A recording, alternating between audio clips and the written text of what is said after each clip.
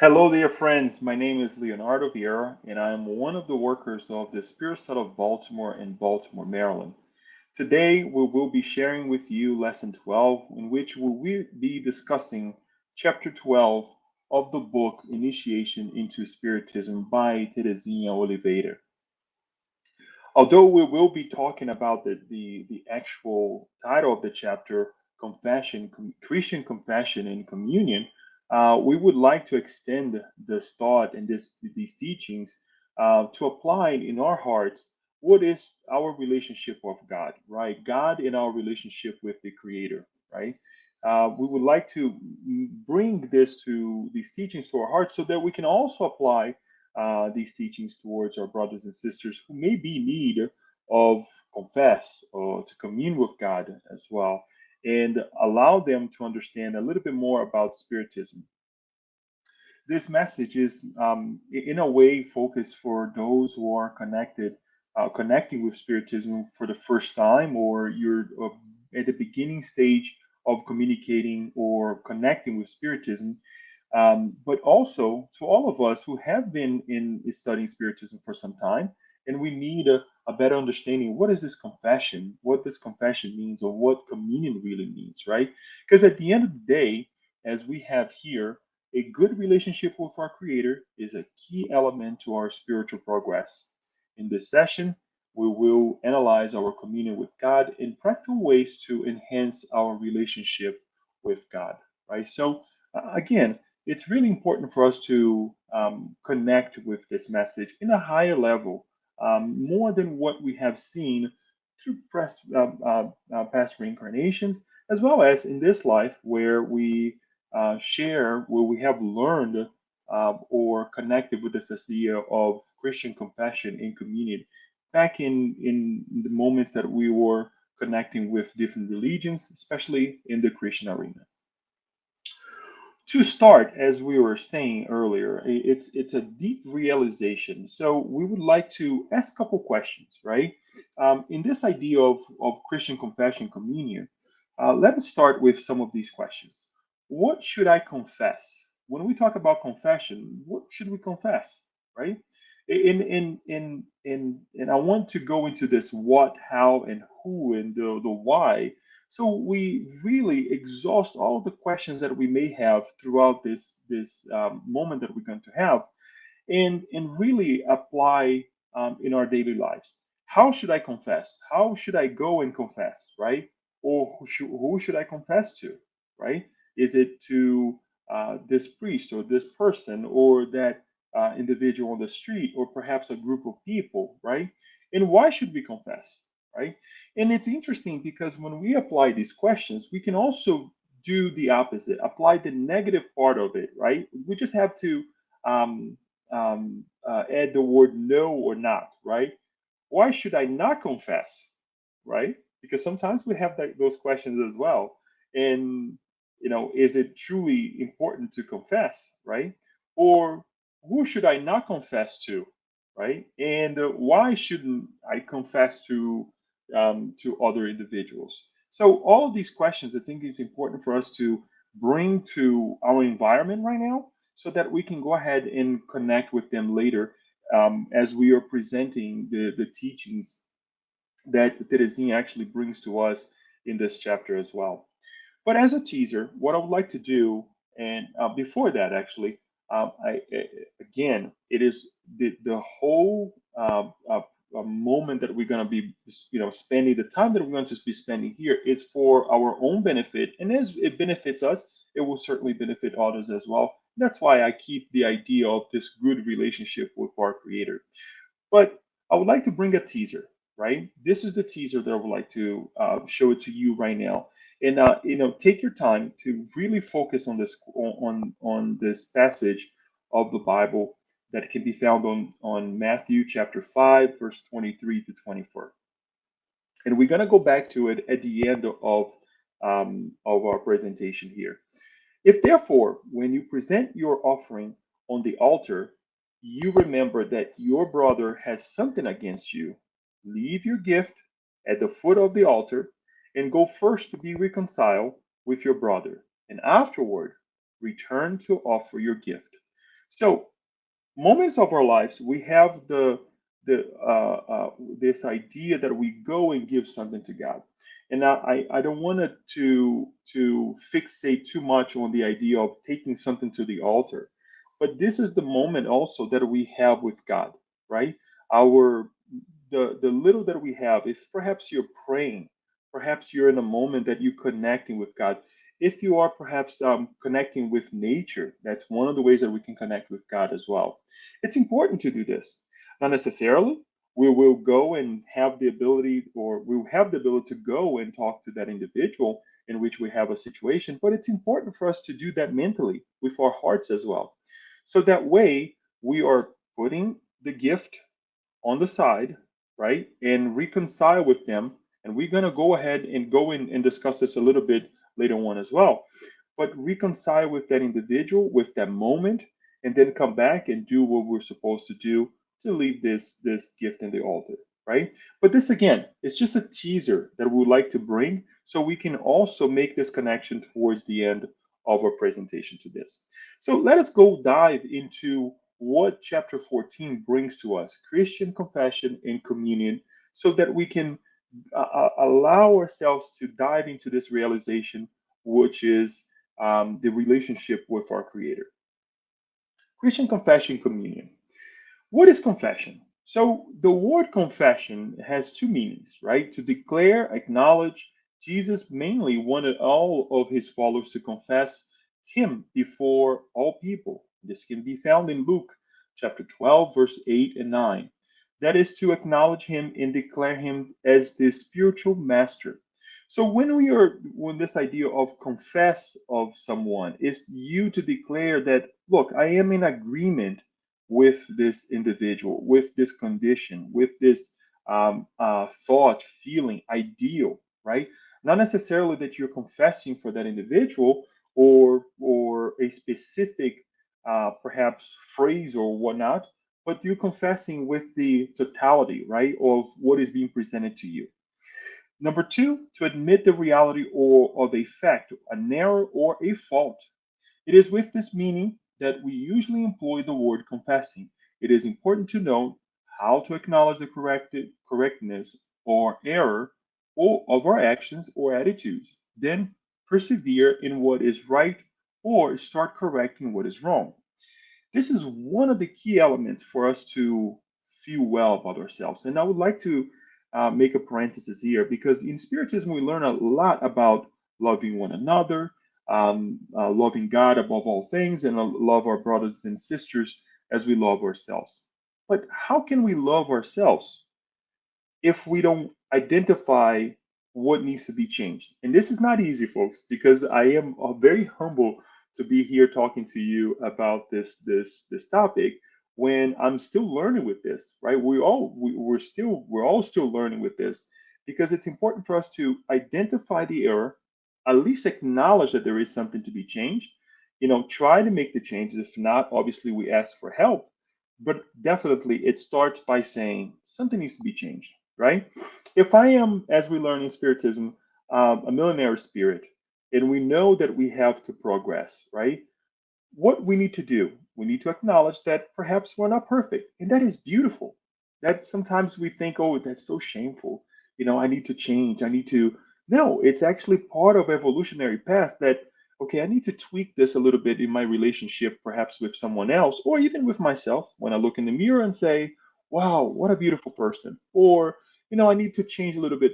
But then you start accepting yourself, right? And if you need to change, yes, great, right? You do everything that you need to do, as the passage is saying, look, this passage, this part of my life needs to be corrected. And I will do so lovingly, so kindly to myself or to others, depending the relationship that you're doing so, and to move on and to be happy, much happy than perhaps put ourselves against the wall and say, you have to do this, you have to do that. But doing kindly, right? Doing lovingly to ourselves first, so that perhaps we can exercise this with our brothers and sisters too. Moving on. So there are three ways that we can of confessing. Number one, inner confession directly to God. Number two, to one another. And number three, public confession. Let us see what those three types of confessions are and how they can be applied in our lives. Inner confession, directly to God. Let a person examine himself then, and this can be found in 1 Corinthians 11:28 by Paul. It says in a parable also in Luke 18, 9, excuse me, chapter 18, verse 9 to 12. Jesus tells us that a tax collector in inner confession made a fair evaluation of his spiritual state, pleading for divine protection in order to improve himself. And by proceeding this way, he obtained the benefit he asked for. And in another passage, well, in the given continuation, an inner confession is made when the subject does not require greater communication with our fellow beings or to avoid unnecessary harming or overwhelming others with sorrows or problems. So it is, again, it's interesting how we bring this at first, right? Our connection to God, confessing straight to God. Look, I I understand that I have this fault, or I understand that I have this condition. I need to change. And how can I change? Sometimes we don't know. And it will be presented to us perhaps throughout our life, perhaps the next day. Perhaps a friend will come to us and say, well, Leo, you know what? Why don't you try to do this in a little bit in a different way here, right? So, it's important for us to connect with God in this way to one another. It can be done to one another. James recommends in his epistle 5:16, confess your sins to one another and pray for one another that you may be healed. This confession, beneficial and necessary for human fellowship, is a fraternal and frank dialogue through which we can, number one, clarify or prevent misunderstandings, deepen understandings, and maintain harmony. Review repentance and a desire for readjustment and reconciliation. Expose problems and difficulties to those who can understand and help us. This is very interesting here because it's not that we're just gonna go and and talk to just about anybody. And you can point out on your in your life, we can all do this. That we can identify the individuals that we can talk to, right? Because the idea here is not to dive into the problem and allow ourselves to be crucified. And I should use the word I shouldn't use the word crucified, but put against ourselves against the wall and punish ourselves. But to truly say, look, yes, I understand. Yeah, I get it. We all need help, but let's try to find out how we can change this, right? Change the surroundings, changing the conditions, but also change what's inside of us so we don't repeat, right? So we don't expose ourselves to the same issues of the past, right? And then fall again and do something wrong again that we don't like or displeases ourselves or others as well. But again, at the end, is to really help ourselves. That's when we go and we talk to one another, and we will get into more this idea on the one another in terms of the Spiritist Center too later on. Public confession. The public confession, it can strengthen us so as to not find ourselves again doing things that we vow not to repeat. Because when made before all, with a promise of not failing again, the sense of personal dignity lead us to try to keep the commitment publicly made. John only baptized those who publicly confess their repentance. Excuse me. And this can be found in Matthew chapter 3, verse 6. It is highly necessary when it comes to repair evils that have harmed others in a public manner, as it spreads the truth swiftly and widely. Let's be careful with this once more because this is something that we really have to be in a position that we are in front of a group that will understand our faults, that will not criticize us, that will not judge us.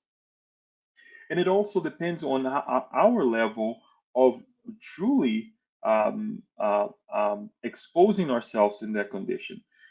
This is super recommendable if one has the capability to do so, perhaps with the help of individuals who are more connected to us. But again, it's not something that we would recommend to any situation. And we're going to dive a little more about this, so understanding of this, and why we get to this idea of a public confession because it's something that started in the past. But it's important for us to see that there are these types of confession as well. And it's important to also say that in any of these three forms, we have the Christian confession, which constitutes our most sincere and open communication with God and neighbor.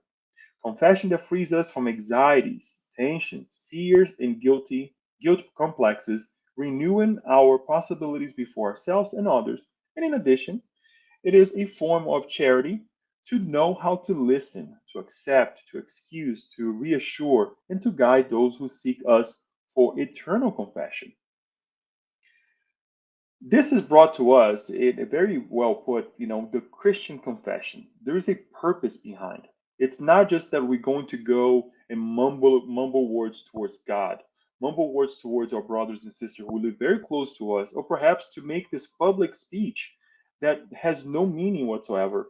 Beautiful words, beautiful ideas, but it's not really being exemplified. It's not being put into practice in our lives. So it's important for us to really analyze the reason behind it, and that we truly are, again, allowing ourselves to free ourselves from anxieties, the problem that are arising with these um, hard feelings that are inside of us, the weight of the guilt sometimes, right? That we need to go and confess, that we need to go and say, I'm sorry, I need to fix this, right? Even towards God when we are alone, right?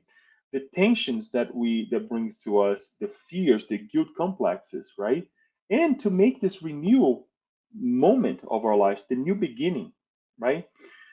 In addition, also is to present ourselves in a position that this is very interesting, because sometimes we think that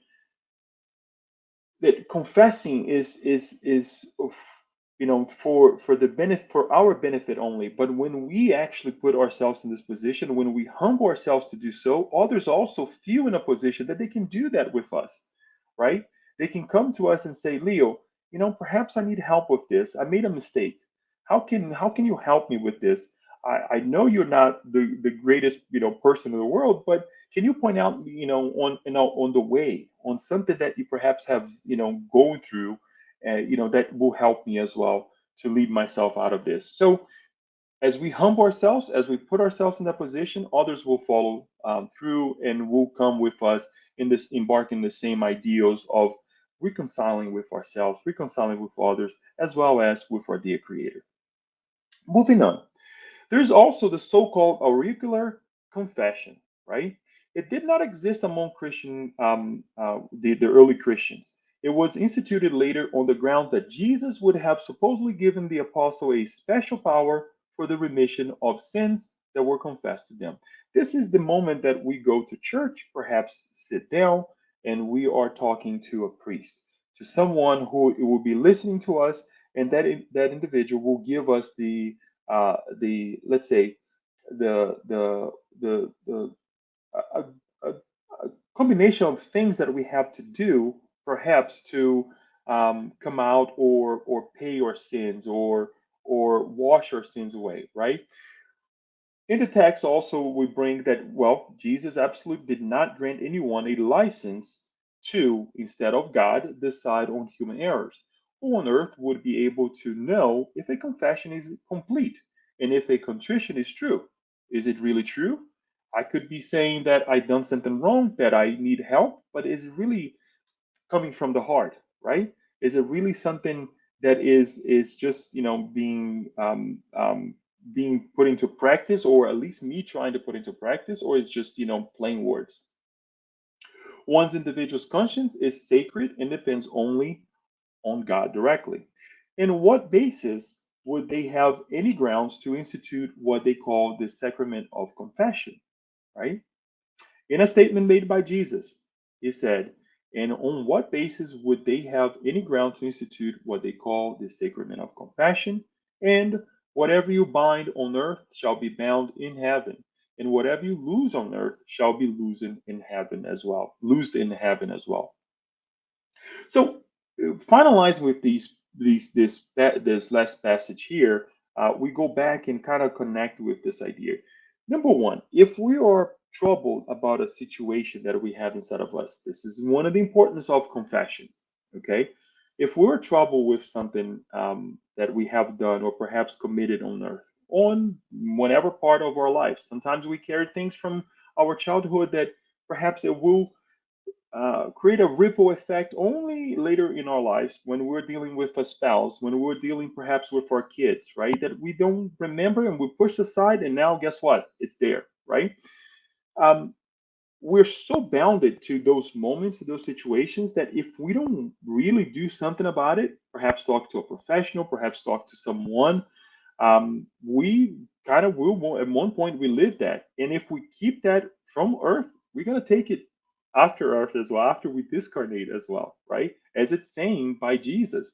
And whatever you lose on earth shall be losing in heaven. So if I'm able to wash this difficulty or acclimate with this, if when I say acclimate is to really fix it, or at least to say, you know what, that moment or that situation needs some attention, and you go and you try to work on and you try to analyze, guess what, you will be given the ability to also, when you transition, when we lose the physical body, that this will be washed as well with the physical body. It will stay behind. We're not going to carry over with us, because the things that we want to carry over from one reincarnation to the other, or perhaps the period that we are in between, is the good things, right? Not the difficult things that we have relived, or perhaps the things that we have revisited that we were supposed to revisit because of the issues of the past. So it's important for us to pay attention to this statement when we're talking about compassion as well. So let us examine the two passages in which these words were recorded. Matthew chapter 18, verse 18. The subject here is the forgiveness of offenses. In this case, what Jesus explained is that those who do not forgive become attached to the offender by mental and fluidic bonds, grudge, resentment, and revolt. If reconciliation is not viable, let us try and forgive and forget everything, so as to detach ourselves from the offender and not suffer spiritual harm. Just as we were saying, why bound ourselves with, grudge, resentment, revolt? We don't want to take that to the spirit realm when we discarnate. Matthew chapter 16, verse 13 through 19, really talks about when Peter receives a spiritual revelation that Jesus is the Christ. Jesus states that his church, or in this case, an assembly, will rely on such spiritual communications, and that Peter will have the keys of the kingdom of heaven. As a medium, it will serve for the mediumistic interchange. Those who learn the mediumistic interchange will also have, like Peter, the key of kingdom of heaven, and must use them in a lofty way. Only after this passage for the goes for the repetition of the phrase about bind or losing on earth and heaven come across once more, which make much more sense in the other passage. Now, in this other, the text of Matthew, it seems like an undue interpolation, since each and every one is binding or losing at the time by what he or she thinks, feels, and does, both in spiritual life, heaven, and in the material life on here on earth. So, as we were saying, let us really detach ourselves from the issues that we have here on earth, while we're on earth, while we're walking with one another, right? Moving on. Jesus, the bread of life, and this is the part of that we enter in terms of communion, right? When we talk about living with Christ, as we said at the beginning, this idea of compassion is living with the ideal, living with um, the the examples that we like to live with it, right? So in John 6, chapter 6, verse 33 through 35 and 53, Jesus speaks of himself and his mission. I am the bread of life, who comes down from heaven and gives life to the world. He also said that in order to have life, we must eat his flesh and drink his blood. However, he also explained to us that he was talking symbolically in John 5:63. What he really meant to say was that Jesus came from higher planes, descended from heaven, and to offer the truth to the created being, to created beings now on earth, the teaching bread that nourishes the soul, and thereby make them live spiritually to give life, for we generally live almost exclusively for the things of the material world. As long as people assimilate his teachings, learn from his example, imitate his experience, will be good to will be evolving, let's say, and that is to eat his flesh and drink his blood as well. So, when we talk about the communion, right, is going to church, going to the Spiritist Center, or to stop every 5 minutes, or to do so many prayers a day, or to do so many um, award presentations, that we can do for the world up to being a well dressed, a well composed individual. In part, it is right because these are one of the ways that we actually can grow, right? But technically, is to really, in every action, in every possible way, we are in communion with Jesus, with His teachings as well, right? This is what is to eat His flesh and to drink His blood as well, to be in one, in synchronicity with Jesus. And as we have learned from the Master, when He says, "I am the bread of life, who comes down from heaven and gives life to the world." Guess what? He's the way. As he said himself, he's the way, the life, and the truth. Right? That's how we get to God through his teachings. It's not the man who died on the cross only. It's very important for us to analyze Jesus and to receive Jesus as also this man who, did when someone who went through, as he went through, to exemplify love and compassion towards others, but it's to also look at the other teachings, right? What was also done. And the Gospel according to Spiritism, by far, is one of the best compilations in terms of the teachings of Christ that we can study, right? And dive into and to become a better individuals. Putting aside all the controversial ideas that we see also in the Bible, that is important. There is an importance for. I'm not saying that it's not important, but to really dive into what is necessary for us to grow in the now and in the future as well. So I invite you to read that book too.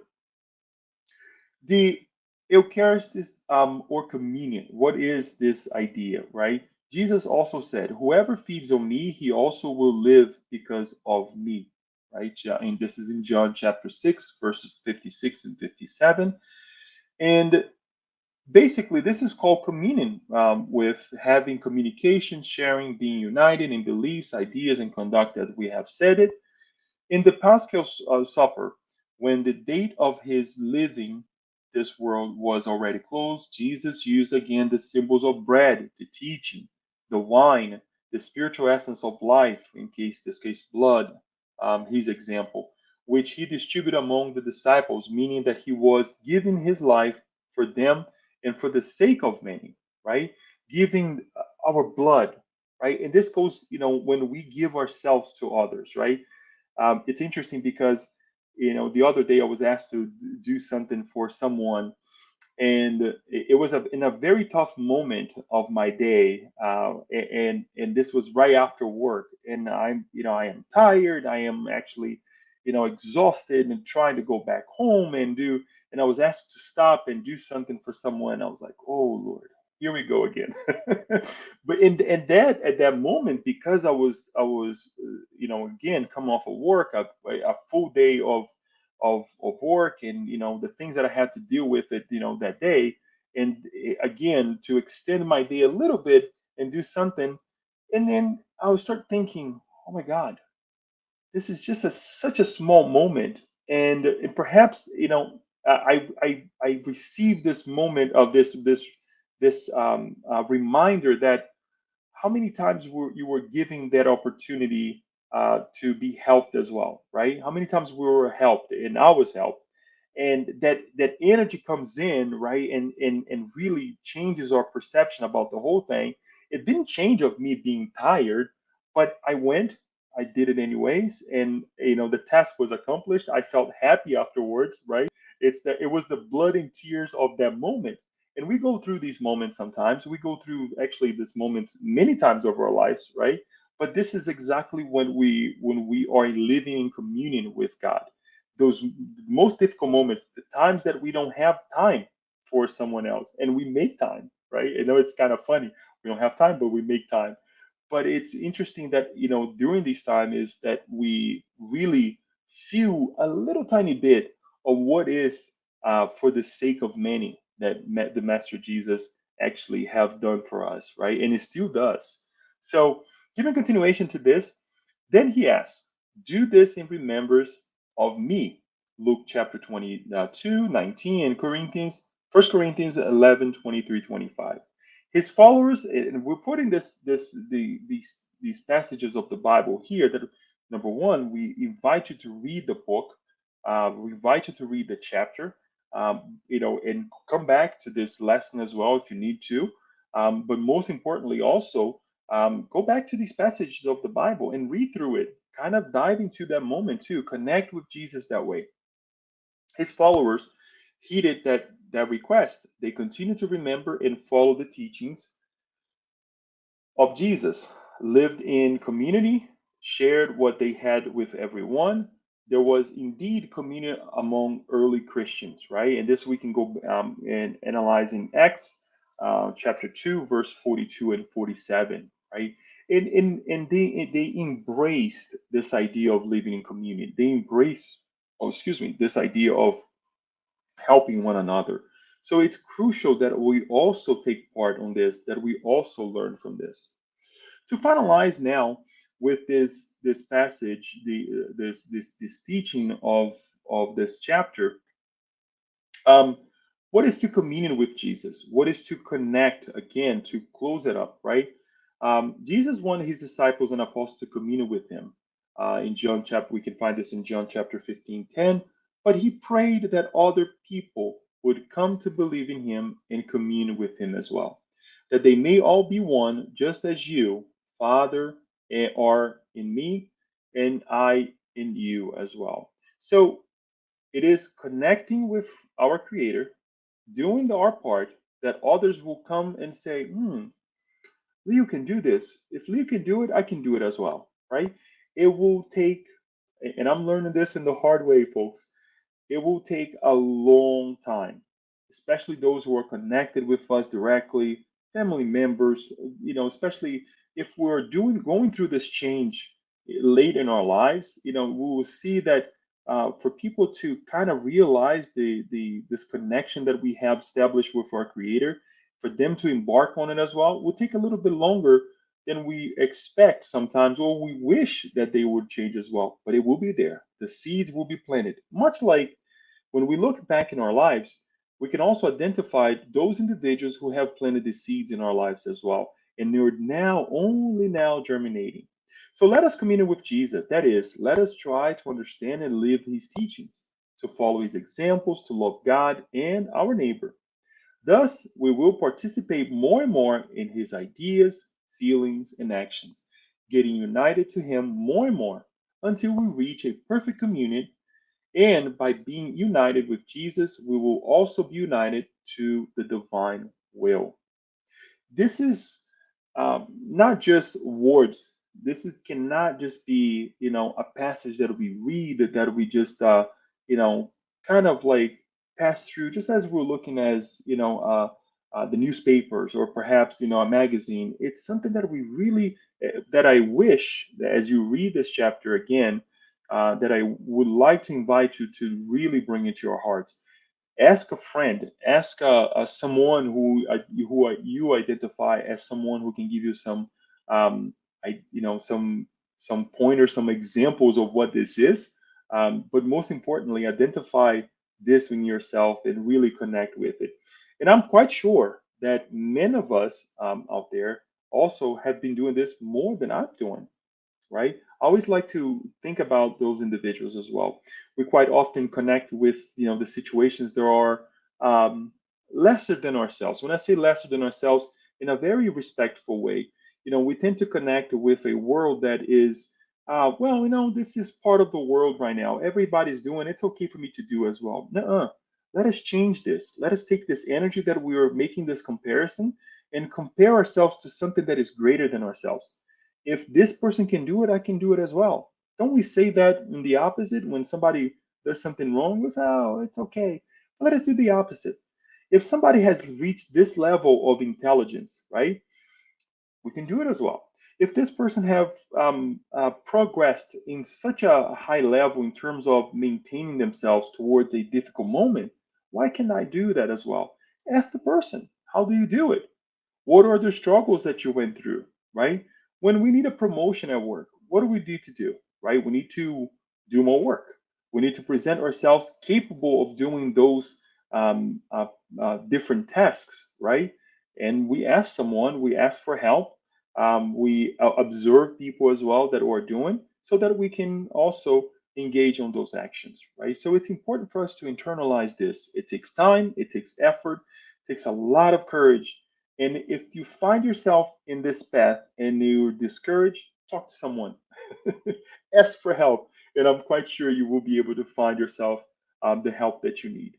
But I would like to take a moment now and to not summarize, but connect in our day-to-day lives this message that we receive here, that we explore here in chapter 14, in our day-to-day lives in the Spiritist Center, right? How important is this in the Spirit Center? How does this connect with us?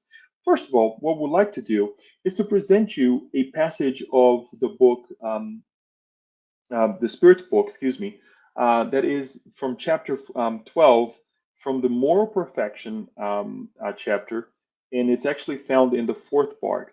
It's question 919. This is a book of questions and answers. Questions were presented by Kardec to the higher spirits, and the higher spirits actually comes with and gives us answers, wise answers, that is, for us to allow ourselves to change and to as an invitation as well for us to evolve. The question posed to the spirits is what is the most effective means for improving ourselves in this life and for resisting the draw of evil? And the spirits responded, a sage of antiquity has told you, know thyself. And it has everything to do, as you can see here, with self knowledge. We get it. How do we know ourselves, right? How do we get to know ourselves? We already have said at the beginning.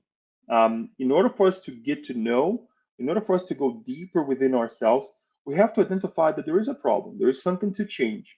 And this is not to criticize ourselves, but to allow ourselves to engage in this change, the first steps of the change. But the spirits are so wise, the spirits are so benevolent towards us that they come and gives us a follow-up on this passage. The question then is proposed. We comprehend all the wisdom of that maxim, but the difficulty is precisely in knowing ourselves. By what means can we do so? Very amazing question. How do we do this? And this is my invitation to you, my invitation to myself as well, because I love to receive this reminder. I love to go through this reminder. And the Spirit also brought to us St. Augustine to answer what is he asking here. In St. Augustine, it says the following: do what I used to do when I was living on the earth. At the end of each day, I examine my conscience, review what I had done, and ask myself whether or not I had failed to fulfill some duty, and whether or not anyone had reason to complain about me. The confession. You're confessing to yourself, right? You questioning yourself. Because after these questions, you have to confess to yourself, to God. It was thus that I arrived at knowing myself and seeing what there was in me that needed to be reformed. He identified if there was a problem, and if there was, he would, okay, there's something that needs to be changed. Those who were every night would recall all their actions during the day and would ask themselves that good or evil they had done, praying to God and their guardian angel to enlighten them, would acquire greater strength for self improvement. Because believe me, God will assist them. Therefore, formulate your questions, asking about what you have done and towards what aim you act in a particular circumstance, whether you have done anything that you would blame in others, and whether you have done anything that you would not dare profess. Also ask if it pleased God to call me at this moment to enter the world of spirits, where nothing is hidden, excuse me, would I cower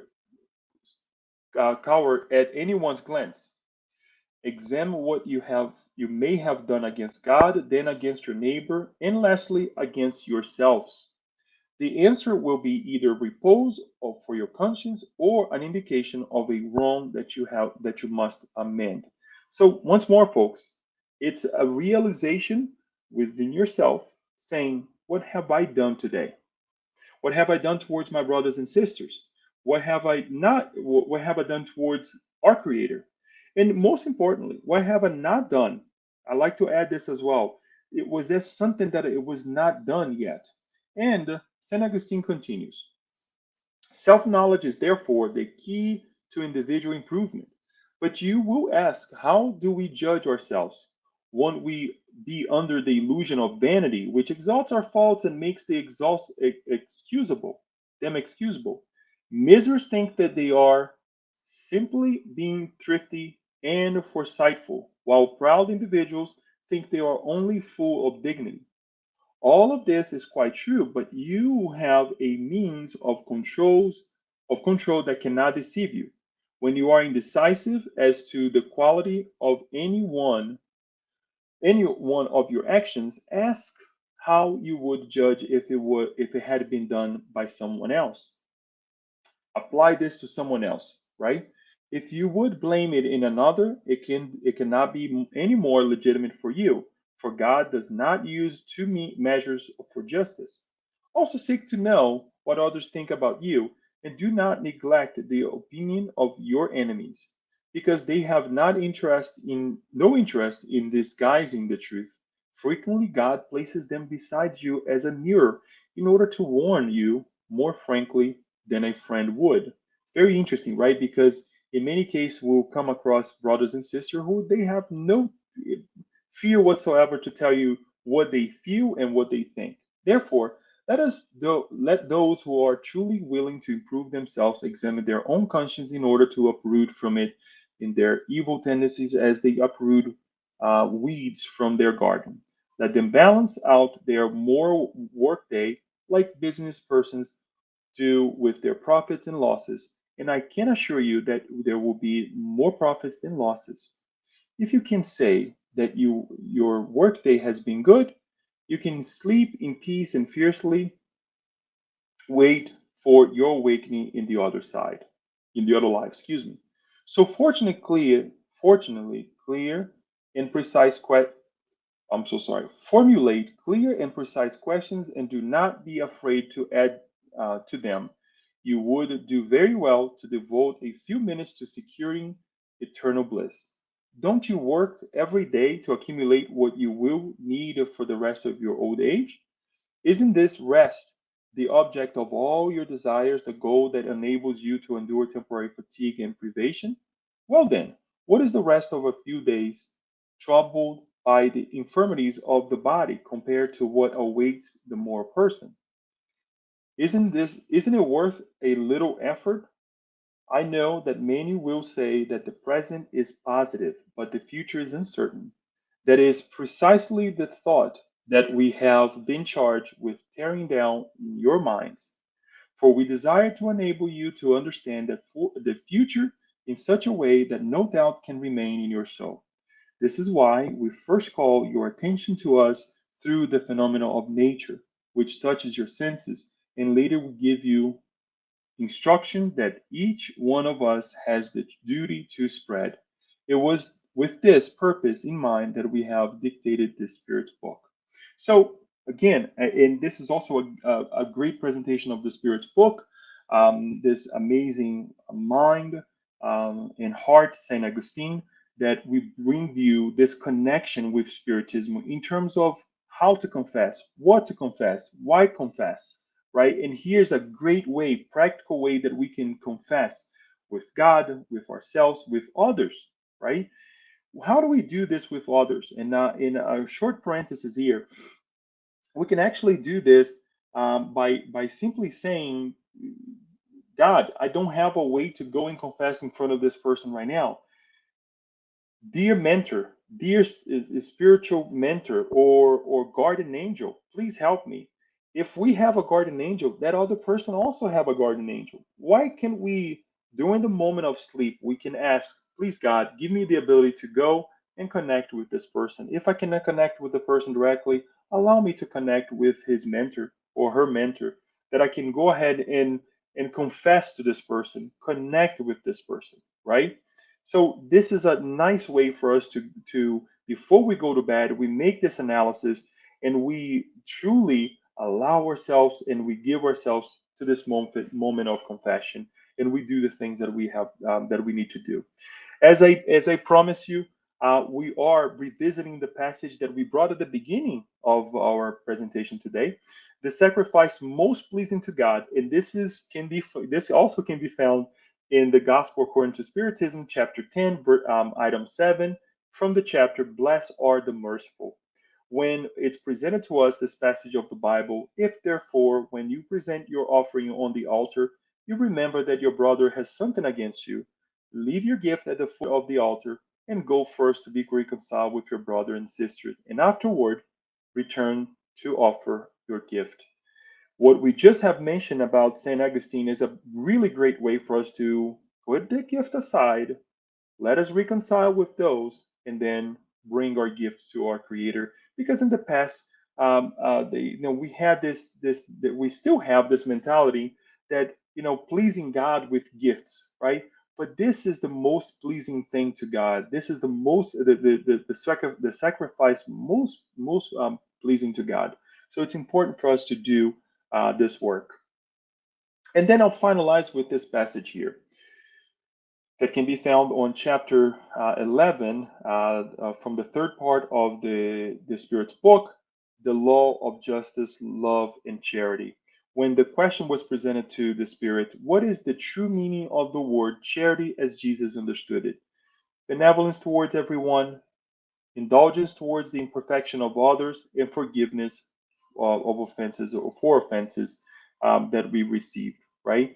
And if we are connecting being charitable this way, which encompasses all the idea of charities that we have out there, perhaps, yes, it's important for us to go and give alms. It's important for us to give our time. But this is the highest level of charity, right? This is the highest level that we can present ourselves to God and to the world as well, to give an example, to live our legacy to them, to say, let me be benevolent towards this person, right? Let me understand that perhaps I'm also bound to my mistakes, right? So I need also to be forgiven. If I need this forgiveness, why can I forgive, right? So that once more goes back, bring us back to the beginning of our presentation today, when we changed the questions that we presented a little bit by saying, why not confess, right? Why do I don't want to confess? Sometimes it's like, oh no, let's put that aside. And then later on, that thought, that feeling, that situation, that person hunts us in, I shouldn't even say hunt, but it's presented to us in a much more sour way when we could have changed that situation, perhaps at least within inside of us, because there are situations that we don't have that we don't have the capabilities at time to fix what we have done. And I say this because perhaps there are situations in which we move to another country, we do different things, we become other individuals, and we don't have the ability to connect with that person and say, I'm sorry, let me go ahead and make up to you, right? But we do have, God always give us the ability to make up to other individuals as well. I'm sorry, to repay what we have done in other circumstances with different people. So it's important for us to be open for this as well. So this finalizes, folks, this beautiful teachings that we have from this book, chapter 14 of the book Initiation into Spiritism. I recommend that you buy your copy, you read it, and you discuss it with your family members, share this thought with everyone. And at this point, I would like to see if there is any questions or any comments, so we can kind of understand a little bit more what we have said here. And I propose you to write your questions, write your comments as well, so we can discuss it as well. So we have a question here that says, so do I have to confess in the Spiritist Center? Very good question. We have talked about the auricular, right, or the idea of going to a church, or briefly mentioned, when we go to a church, when we go to a congregation, that we have to confess, or perhaps let's say that we have to confess in public, right, or have to confess directly with someone. Number one, would like to say no, we don't have to. It is up to us. It's up to our hearts. But in terms of the Spiritist Center, no, we don't have to. The answer is plainly no. We don't have to confess at a Spiritism. We don't have to put ourselves in a situation that we go and confess to someone. So there are situations, there are cases in which the Spiritist Center will offer a, a a session or a moment in which a person who needs help with a specific situation, they can come and talk to someone who will be habilitated to talk to the individual and kind of give some guidance. But what will happen at a Spiritist Center is that if you speak with someone or you talk to someone, number one, there's no really individual or someone who is appointed to directly that, oh, you have to speak with this person. That you have to sit down and do as we have learned in the past in terms of confession. But what this person will do, if there is that case, that the person will guide you through in terms of saying, please, why don't you go read this chapter of the Bible or chapter of this book, or perhaps go talk to also someone who is a professional that can help you in certain other areas that perhaps here at the Spiritist Center we cannot, right? But there is a number of things that actually will happen that can help us. But the answer to the question is no. There is no need to confession at the Spiritist Center. Hopefully that helps with the with that question. So the next question is, who do I need to talk to in case I need to express myself or confess? Okay, if we are in this position that we need to talk to, the as we were saying early, not necessarily you will be confessing. We don't want to use the idea that you are confessing, but you also are given the opportunity to speak with someone. What we call fraternal assistance. Many Spiritist centers provide this service where a group of people who have a great understanding of Spiritism will offer themselves as someone of help, right? To sit down and talk to the person. What happens in a session like that? Well, the individual who needs help sits down with one, sometimes two individuals. So we have the ability to reason together, to talk together, and to bring to our hearts what's happening. We ask the individual as well to say the bare minimum, because we don't want to put in the person in a position that they feel ashamed later on of having said something that they didn't want to say, right? So we always remind this person. But before they say it, what do? We ask the person to pray with us. We ask the individual to read a passage of a book, The Happy Life, and many books that perhaps you will come in contact when you go to the Spiritist Center.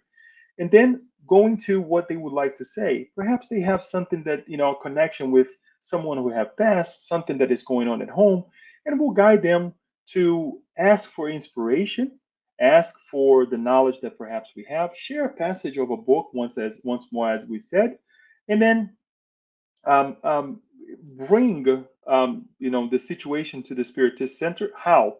Perhaps if someone who is willing, the partner, the son, the daughter, the mother, the father, to the Spirit Center as well, so they can watch a talk, so they can change their behavior, so they can change their inner environment as well as the environment of their homes. We offer them to talk to do the God at home, where they sit down and they read a passage of the Bible, of the Spirit's book, or the we don't say Spirit's book, the Gospel according to Spiritism, to pray on it and to change their environment. That is how we help those individuals that comes to us in a Spiritist center in need to speak and to bring whatever it's inside of them out, right? But not necessarily we would say confess. We hope that helps as well. And I believe we have one more question. And the question is, so is this person that a professional health practitioner. Is this person a health professional? I believe that the question is referring to the individuals who's helping us at the Spiritist Center. Not necessarily. This individual will be a practitioner, a psychologist, or someone who has some kind of title in the matter, right? Or perhaps a medical doctor. If the person is also going through an illness or something, not necessarily. The Spiritist centers will use, well, I shouldn't say use, but they will put it to good use, um, or allow those individuals if they have an understanding of spiritism, because remember, at the Spiritist Center we are bringing spiritism with our brothers and sisters, but they will be of help as well if they know, or if they have a title that way. um, Sometimes it happens, sometimes it doesn't. Sometimes it's just a goodwill person that is just there to learn with that individual who also would like to receive some help and to give them some guidance. There are cases, I have seen cases of the amazing individuals who professionally they're medical doctors and they're nurses, they're actually psychologists, and it's a beautiful thing because you're able to connect with that situation, not to give a prescription. That's not going to happen in the Spiritist Center. Not to give a method of getting out of the situation, but to alleviate the moment, the condition, and to give encouragement to the person to realize that we're here to progress. Not only that individual who is in front of us, but all of those who are connected with us. And I dare to say that if that is brought that to our attention at the Spiritist Center, whether someone of a title or not, that we're also bound to learn with that situation. So truly, the learning process is not only for that person, but for that individual at the Spiritist Center. And that's how we commune with God. That is how we connect with the spirit of Christ, right? Of helping, of being of service, right? Of being of guidance, because we also go through our issues, our difficult moments of our lives, but there is a one moment or a couple moments of the week that we say, let's go to the Spiritist Center. I'm not much of a person, a versed person in this or that topic.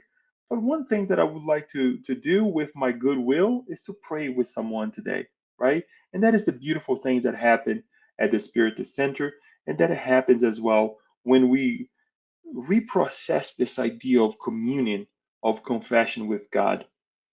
So we will take the moment to share more or answer more of the questions that we have in the future. And we would like to thank you for this amazing moment that we had together, learning with this chapter, learning with Terezinha Oliveira as well. Once more, I encourage you to read the book, read the foundation of Spiritism, this Spirit's book, the Gospel according to Spiritism, the Medium's book as well, the Genesis, right? All these amazing books that gives us so much and allows us to free ourselves from the difficulties of the past, the difficulties of today, so that we can also project ourselves in a much better way by ourselves and collective in the future as well. With no further ado, I thank you so much for this moment, and we'll hope to be with you again in the future. Thank you.